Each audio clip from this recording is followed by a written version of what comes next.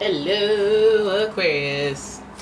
It's OMG and this is your tarot card reading. So let's see what comes up for you. Alright. Here we go. Basic, classic, universal deck. First card. Oh, you got the Judgment card. You got the Judgment card. What? Aquarius, why are they always big themes? What are you guys dealing with right now? Oh dear. Alright, Aquarius. Third party situations, a little bit of sadness, a little bit of disappointment. Okay, and it could be pertaining to an offer, an opportunity of some sort. Alright. Okay, there could be some hidden wisdom involved. Woo, woo, woo, woo. Oh my goodness. Okay, Aquarius. Okay, Aquarius. Stay with it because we're going to talk through this. I want to know what this means because this could be scenarios. I kind of want to know who's involved, if I'm being honest. Remove that. Who is involved? And I'm thinking about the other person involved at this moment, so I'll throw them on this side. Let me throw that back here. Oh! Well, damn. Well, damn. Okay. Okay, I'm gonna look at you. What you're putting into this. Let's hope it's not. It's your vibe. Okay, well, that's fine. Because now we have a double down. This is a transformation. This is a time of stuff shifting. This is the evolution of your ability to transform, take a big leap forward, and rebirth. So this is you restarting everything. So some of you guys are dealing with a breakup because we have Pluto here twice. The Judgment card is associated with Pluto. And that Pluto energy means reevaluating everything, like going over all of your life, like the major themes, and making sure that you're on the right path. And not even like in like a malicious way, and not even in a good way. Okay, is your energy aligning? Let's level up. We're leveling up.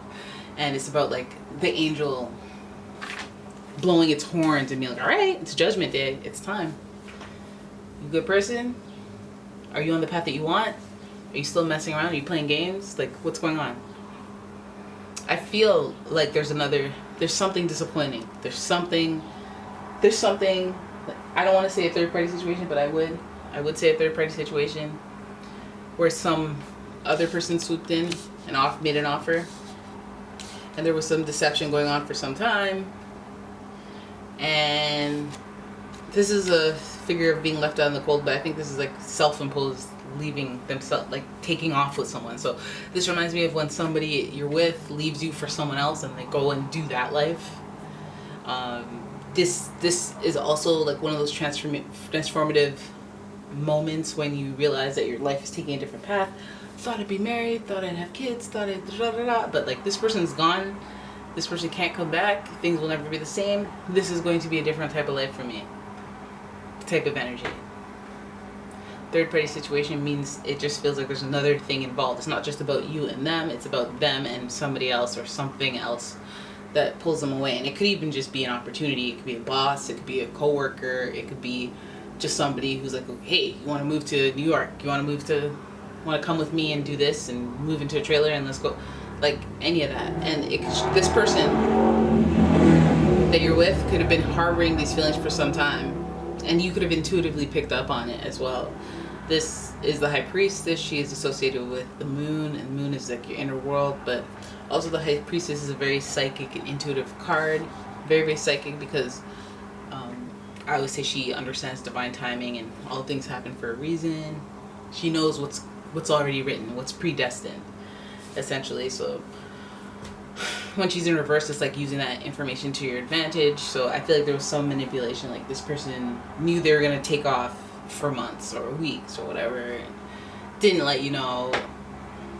It just feels like a complete letdown. Judgment is like maybe you had this feeling all along and you didn't really try to validate, you tried to ignore it, and then now Judgment Day is you knowing it being validated, it being confirmed, resulting in a lot of sadness and a lot of disappointment.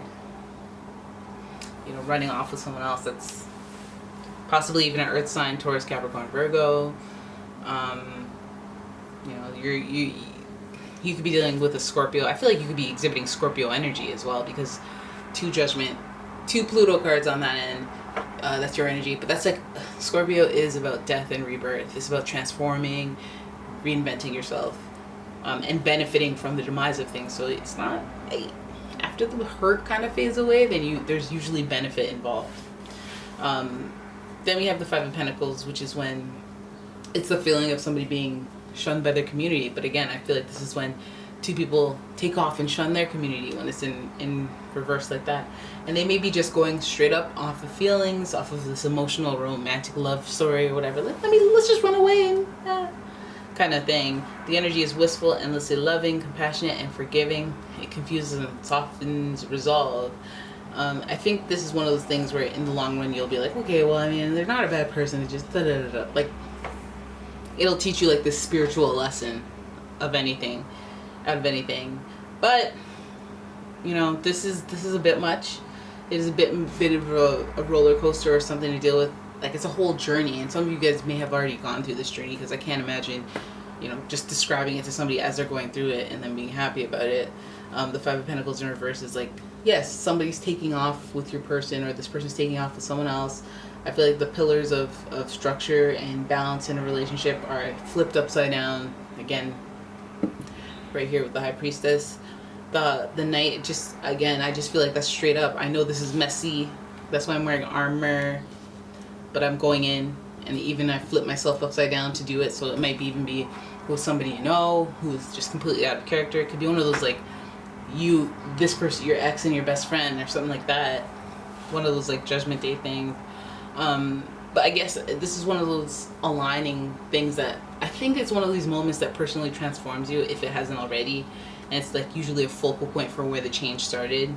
And so thereby, whether you like it or not, a very important time in your life, a very impactful, and depending on how it affects you, it might be your greatest achievement. You know, it might cause your greatest achievement, because most of these rags to riches stories are out here because they're hurt and they're driven to change things, and that might be your thing that motivates you. But hey, let's not jump to any conclusions and build up all this expectation, given that we don't know where you are on this journey. But I feel like this person really romantically and spiritually hurt your feelings. If it's a Pisces, they definitely, like, I know the Pisces love is very intense and deep, and the thought of them giving it to someone else is probably is not that good.